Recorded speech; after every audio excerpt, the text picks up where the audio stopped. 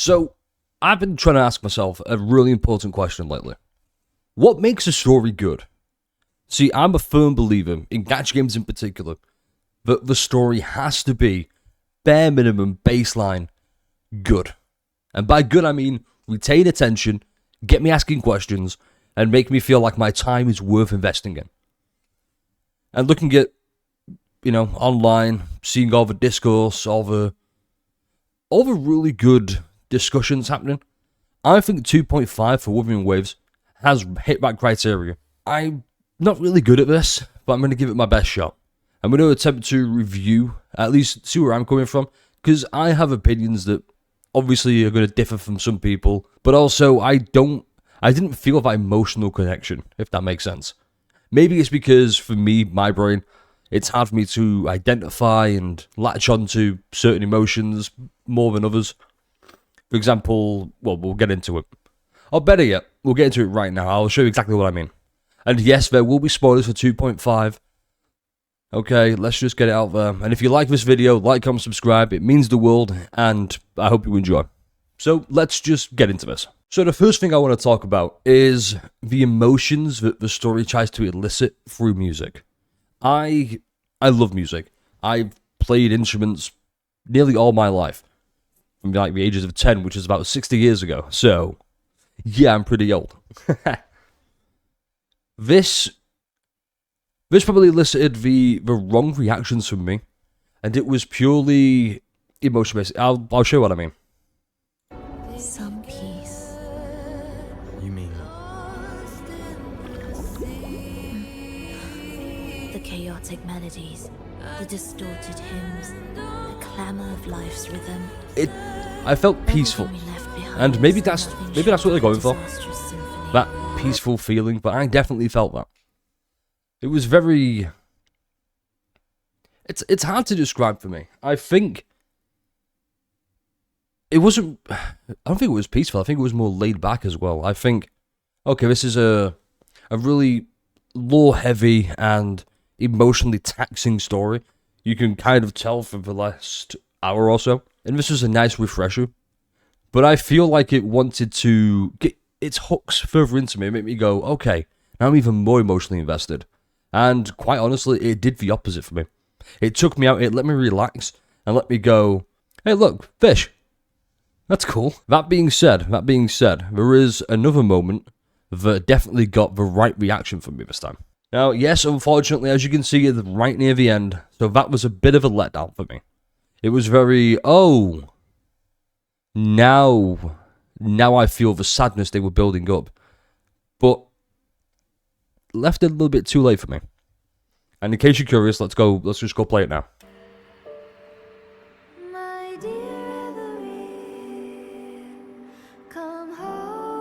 And this plays throughout the quest, which I think that's why it hit even harder.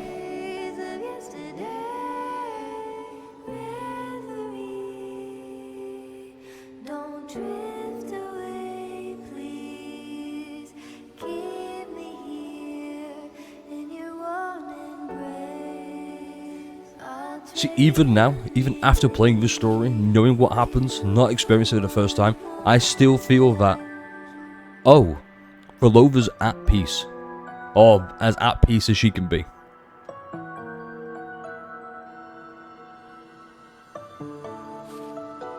And the big walk away, the big tragic parting, as it were.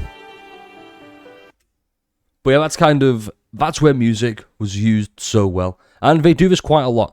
The music in Wuthering Waves often, more than not, hits so damn hard. Because it perfectly fits the emotions they want to convey and how they're conveying it. Now, a lot can be said about the rover this patch, and quite honestly, I think I'm in the minority here.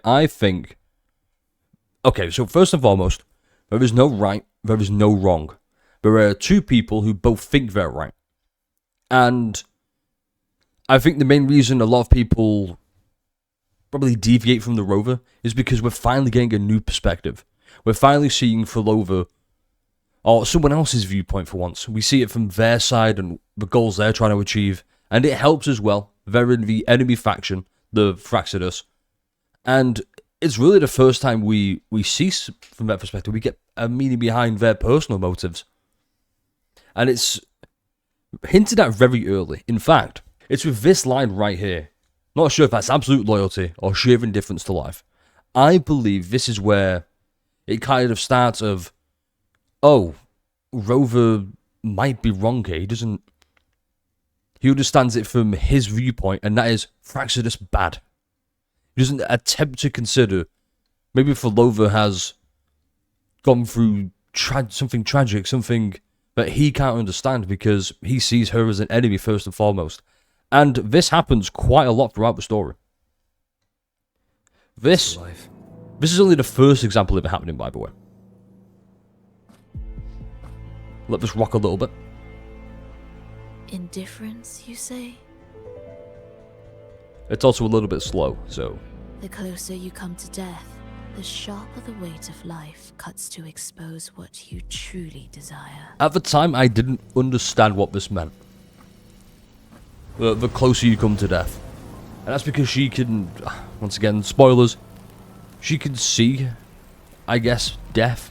Like, the kid from Sixth Sense. Yes, Bruce Willis is dead. Huge spoiler, get over it.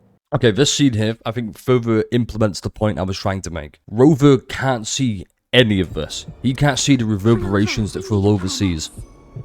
And this further... This is why it's great to get something from the enemy's perspective, or the antagonist's perspective, who's in direct opposition to the Rover. Because Rover can't see this, all he would see is from Fulova kind of speaking to herself.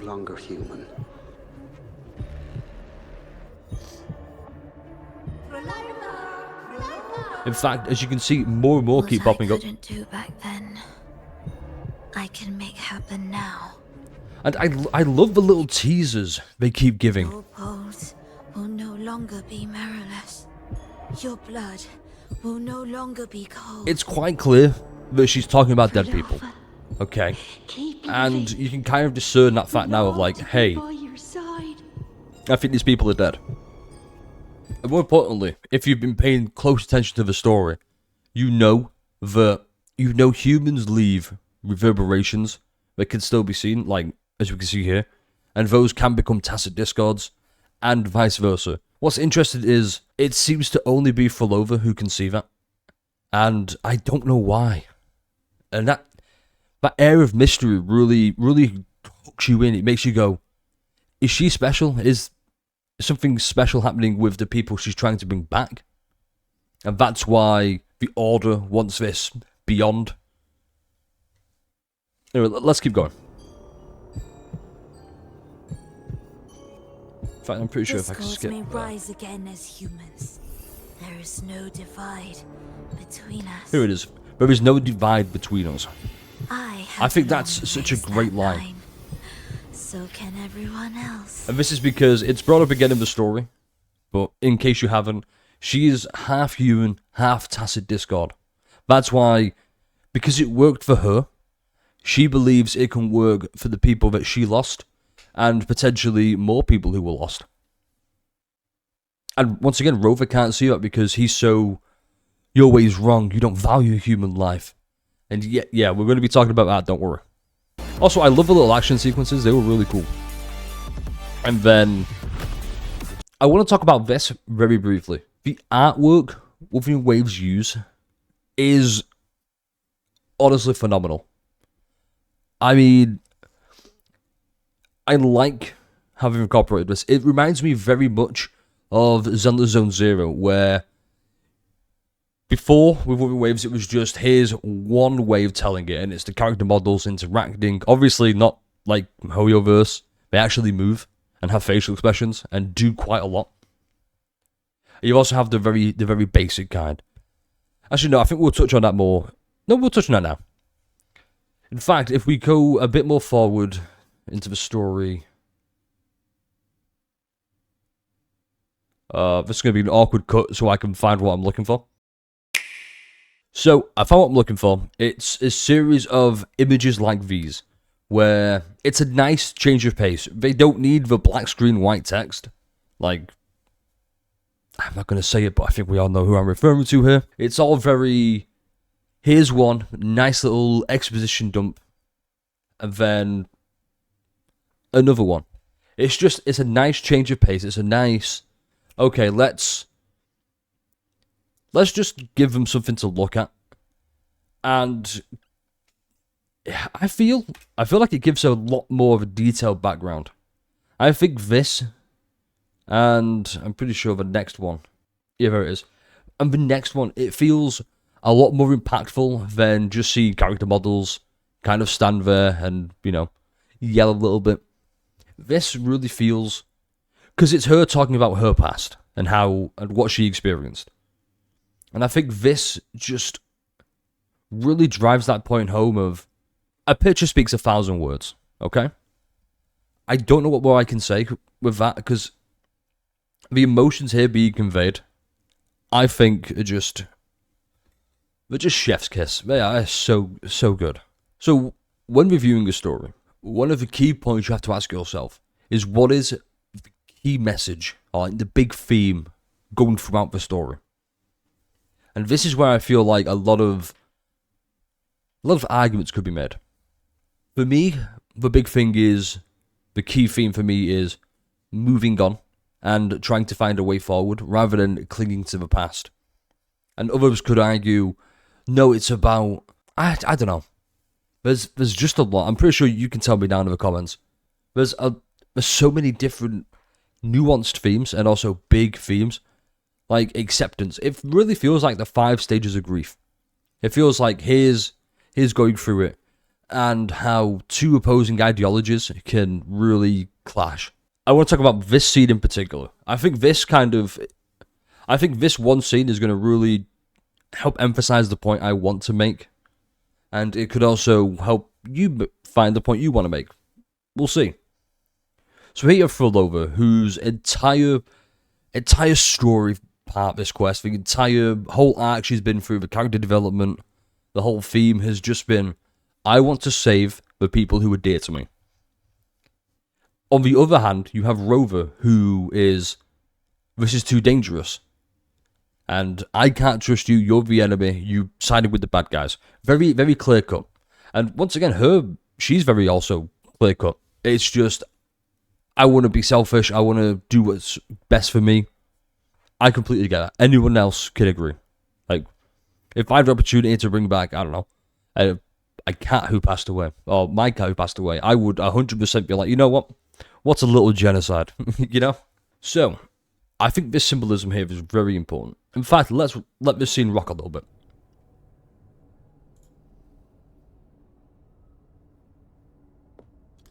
Your plan won't work. Says the one who hasn't witnessed the years, the failures, the countless attempts I've made. What gives you the audacity to pass such judgment?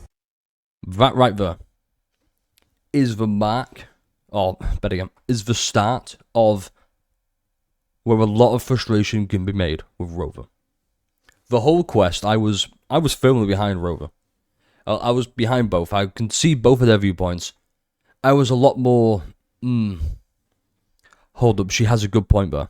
Because she's lived through it. Rover has more or less forgotten because of the whole memory wipe thing. In fact, let's let it play a little bit more. You've already tried everything. Can't you see? The path you're on only leads here, nowhere beyond. I love this line here. You've already tried everything, can't you see? And it's ironic coming from a man who, for lack of better terms, or from what we know, is immortal, or at least super long life. And he wiped his memory so he can start again. This whole idea of he can start over. Fulova can't. Or at least she tried, but not in the way Rover can, where Rover chose to forget his failings, the things that taught him, that led to the failure or successes, whereas Fulova recognizes and remembers everything. It's just that you've already tried everything. It's really rich, very, very hypocritical coming from Rover, who... It's like, okay, mate, you've forgotten though. You've forgotten that you've also... Like, how would he know, is what I'm trying to say. He says you've already tried everything. And he's saying it as if he's experienced that firsthand. And here's why it's great. He has experienced it firsthand. He's already tried everything to save, like past laments.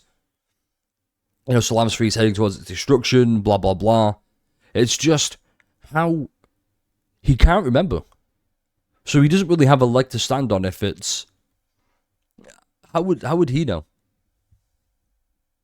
I hope I got that point across. I know I probably didn't, but that's what I'm trying to make. In fact, let's see if I can make it a little bit further on. Thousands of paths, surely one will lead me back to them.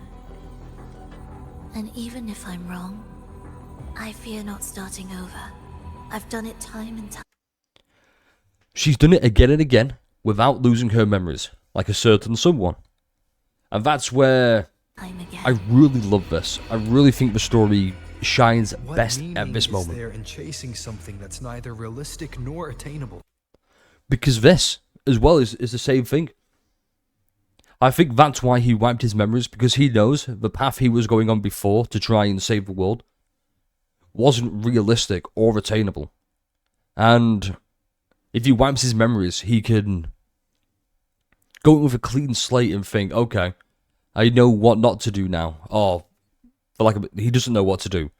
But it's a new possibility. It's so very nuanced, and that's why the game, and in particular 2.5, is probably the best story they've told. However, I do have a gripe that is pretty big. Maybe we'll see. In fact, we've let it play a little bit more, just a little bit more, which Rover doesn't. And actually, no, better yet, he does now. He's seen him in the Beyond, so he knows what she's going for. But what she doesn't know is he's already seen what happens with the Tethys system.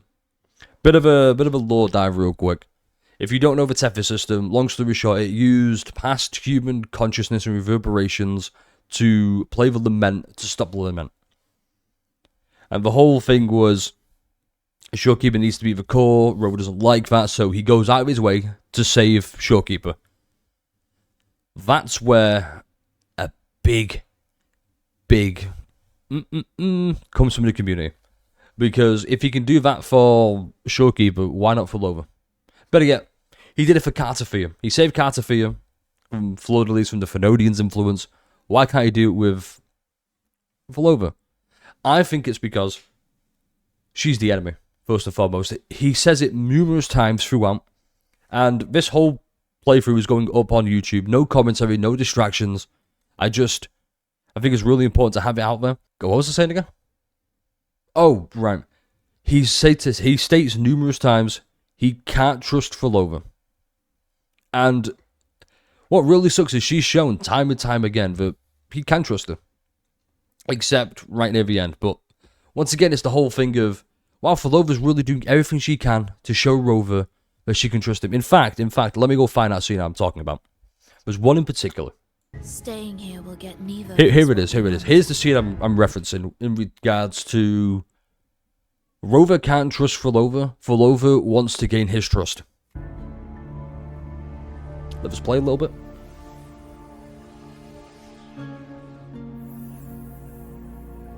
Don't keep me waiting. I skipped too far ahead. Hold up. Here we go. It's tied to my power and the only support I have in my weakened state. Because right now she's weakened, she's slowly regaining power. Even if we're apart, you'll still hold my fate in your hand. And it's at this point you think, wow, we can trust Rover. And why is Rover being so hard-headed and stubborn? All he can see is an enemy. Well, if we skip forward a little bit, let me see if I can find it. Okay, here's the scene I'm referencing. Here's where I realized I'm getting a bit narrow-minded in why is Rover being so hard-headed. It's once again really important to remember, Rover is the enemy. And this highlights that right here. You're too sharp. A shift in melody means a change. That's what you taught me. It was a trap the whole time. Really want to leave mixed emotions. I truly believe that everything she showed Rover during this one scene was real, was genuine, to try and get him to trust her, but also that false sense of security. She can leave him there, trapped, so she can get on with her end game, her end goal, even. I'm going to let this play in the background real quick, so we could talk about one thing I really enjoyed about this scene. And actually, I've written down here. This highlights just how much, because this is after Fulova has experienced the big catastrophe that she goes through, loses the things or the people most dearest to her, and before she joins the Thraxidus. It's how much, in this moment, she really values Rover, his presence and her promise. His promise. Or her promise, depends which MC you're using. Obviously, I'm using the male one. You probably saw that. She's lost everything, and here's our past self, before the whole memory right. And she essentially, right here, has nothing. There's a reason she's wearing black, the mourning outfit, and the eulogy was so sad. In fact, it is a eulogy. The music is so sad, that's why it's like, perhaps a sombering moment is more worth it, or more appropriate. See, even all the words she's saying there is just, she has nothing at this point except the violin that she adores and the clothes on her back. And right here, Rover starts going on about, hey, start over. I do it. I've done it. It worked for me.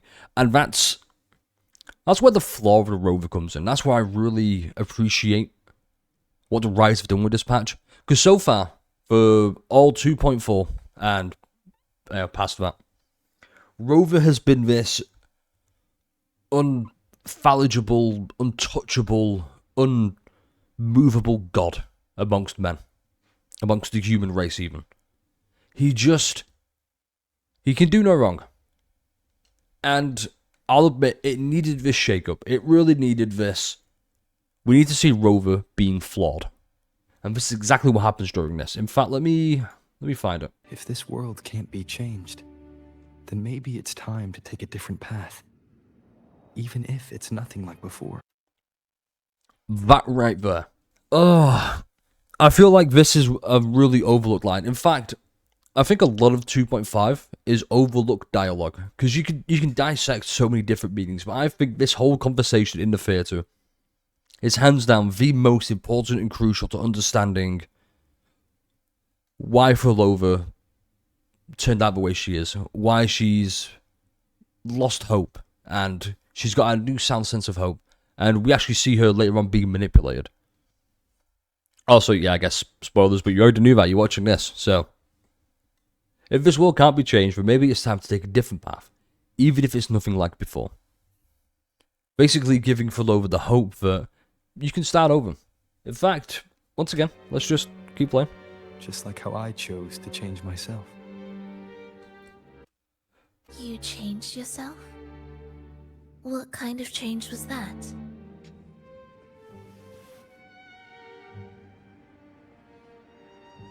Hang on, we're getting to the point, I promise.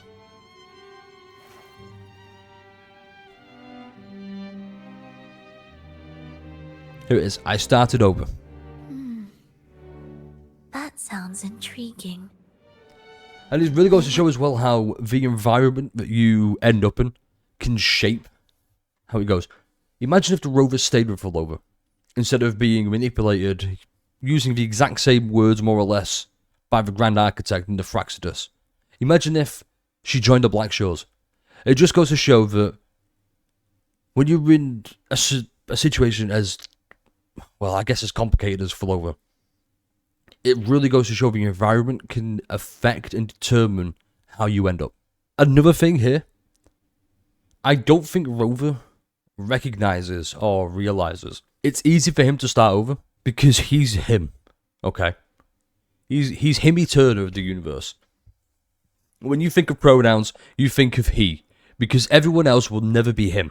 So it's easy for Rover to just be like, I started over, you know, I didn't like the outcome, but I thought I'd change it, I'd do things differently. Yeah, it is what it is. Fulova's just a person. I don't know if she's half tacit discard at this point, but She's just a mere mortal sitting next to a god amongst men. And once again, it really highlights the flaws that the Rover goes through. Exposing the flaws that Rover has had for the longest time, but it never really touched upon. It's always been, look at Rover saving the day. He's done it once again, folks. You know what?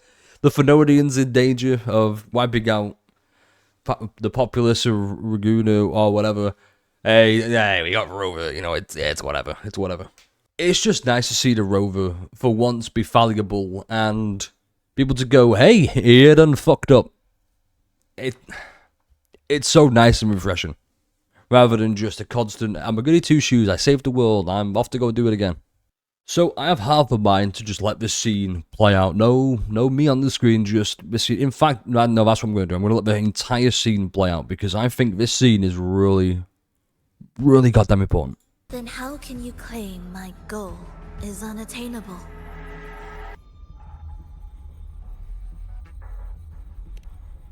It's what they force on you. And the trysts you saw? Fleeting, unstable, an illusion. And yet, you still believe everything they say can become real. The Fraxidus showed me a way forward. Even if they have their own motives, even if we're only using each other, I care not. If they can help me take this step, then another step may follow, and another. No matter how steep the price, I'll pay it, step by step, until I reach the end I seek. Okay, let's talk about what we've just heard. It's Volova having this dogged determination that the Rover has constantly shown. And it's nice to be able to see it from the other perspective. We had to see the Rover be a bit, oh, maybe you're wrong. And maybe he's wrong. It's nice to see the Rover be challenged for once. Everywhere we've gone, we have more or less, the Rover's just walked in and everybody's been like, Rover, hey, come here. And like, you know, it's nice to be able to see Rover be challenged for once. In fact, it was once an unforgettable encounter. I keep saying in fact an awful lot, I apologize. I'll be the thread that weaves a paradise for them. Obviously the big meeting in the concert house.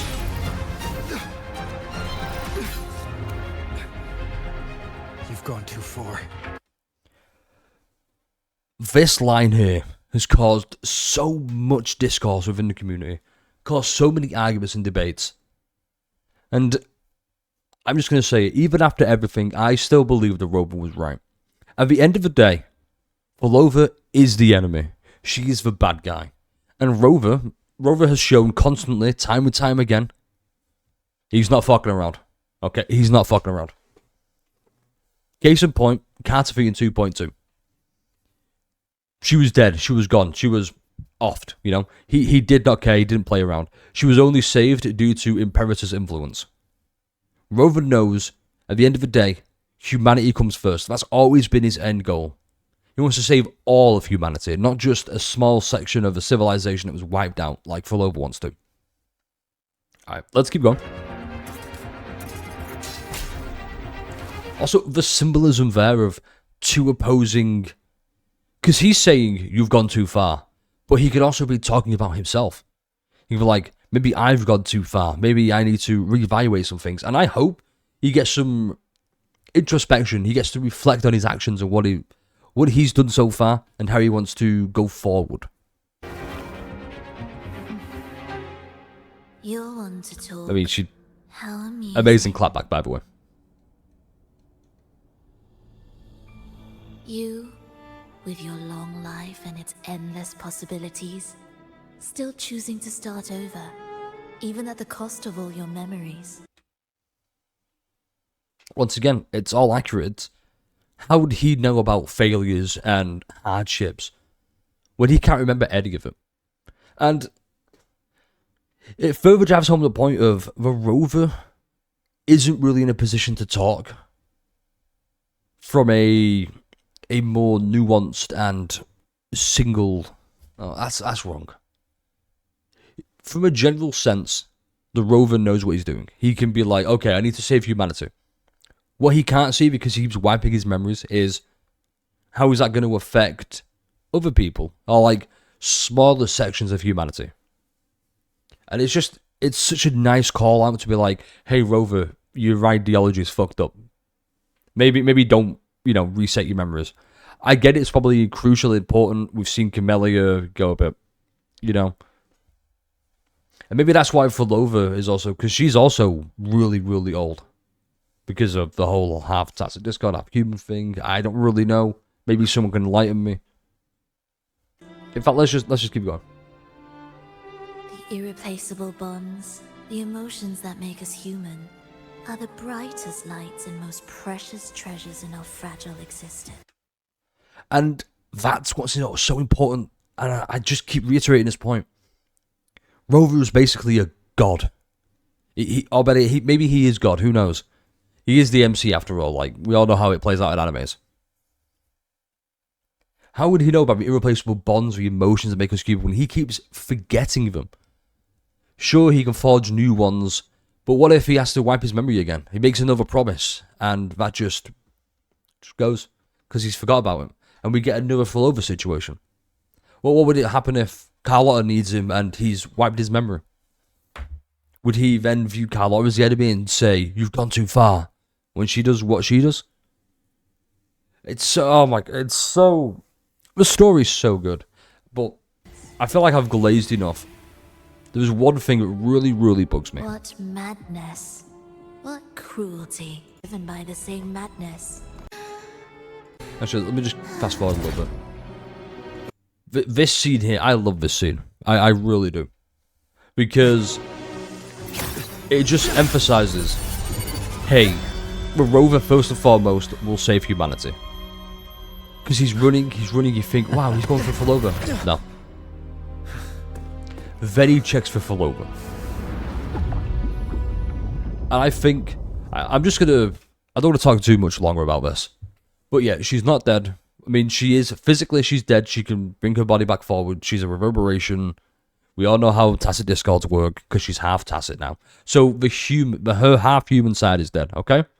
We've cleared that. Cool. What's great about this is I think this is going to further reinforce that Fulova was right to cast off the rover. She was right to go, hey, go fuck yourself. Now, here's where I really fucking hate this quest. I mean, I really do. It's Fenrico. We had such a great antagonist, such a great premise, and they just, here's like 5 minutes of him. Better yet. I'm going to let this play out. This frustrates me to no end. And this is the one part where I think they dropped the ball. For me, the story is a 7 out of 10. The entire patch is just a 7 out of 10. Purely because it would be a 9. It loses 2 points in my opinion because it just wastes Fenrico. It really does.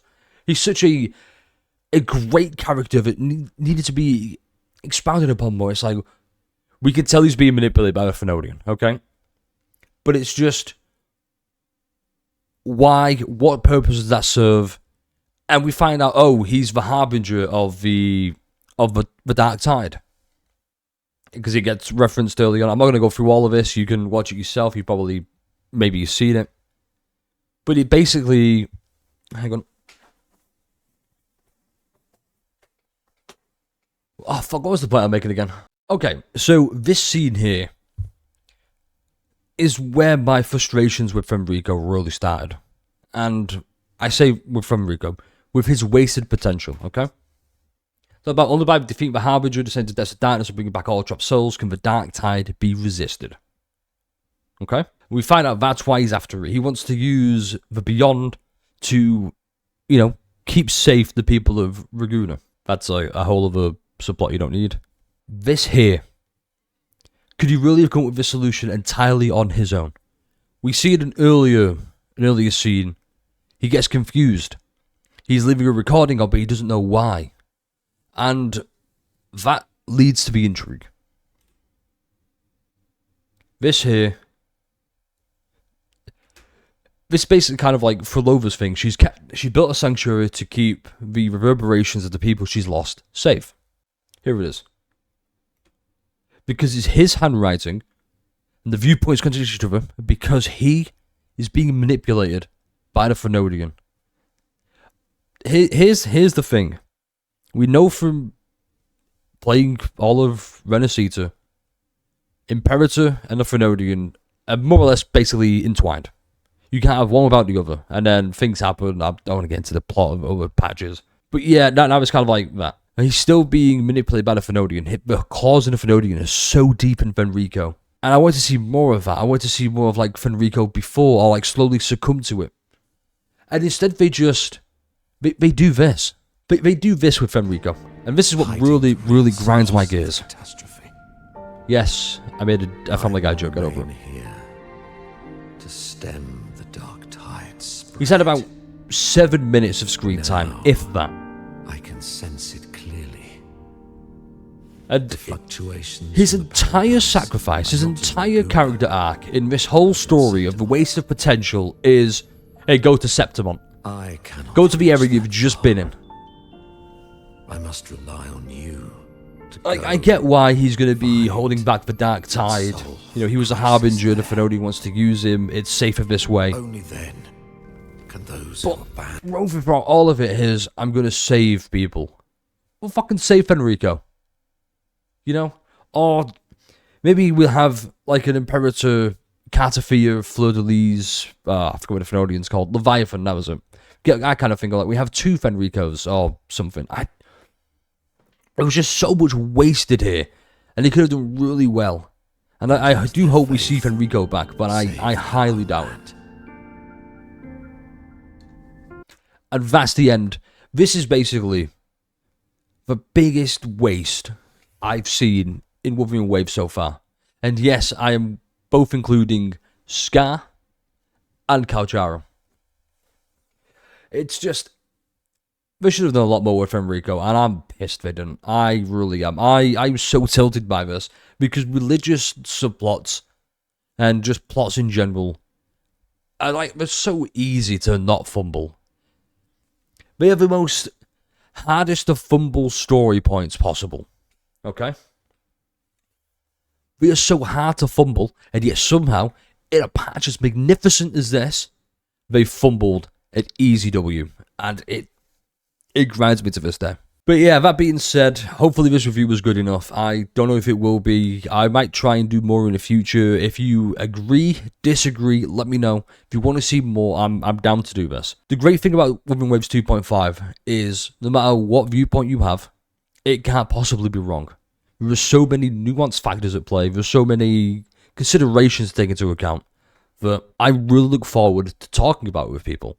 Because this is what a gacha game should do. Not divide the community, not being like, oh, Wuthering Waves is better than Genshin, or Genshin is better than Wuthering Waves, or, oh, nothing can compare to fucking, I don't know, Uma Musume, which, you know, it probably can't, let's be honest. It's Horse Girls Racing. But it should get people talking about how good the story is. Because this is honestly one of the best stories they've ever done. And I think it won't be topped anytime soon. Anyway, that being said, if you like this, like, comment, subscribe. I would appreciate it greatly. Yeah, let me know what you think down in the comments. I can't wait. I can't wait for 2.6. I might pull full over. We'll see. Long-time viewers probably know what I'm about to say here. I say it at nearly the end of all the videos. So if you're a new-time viewer, I want you to have a good rest of your day. And, like always, stay refreshing.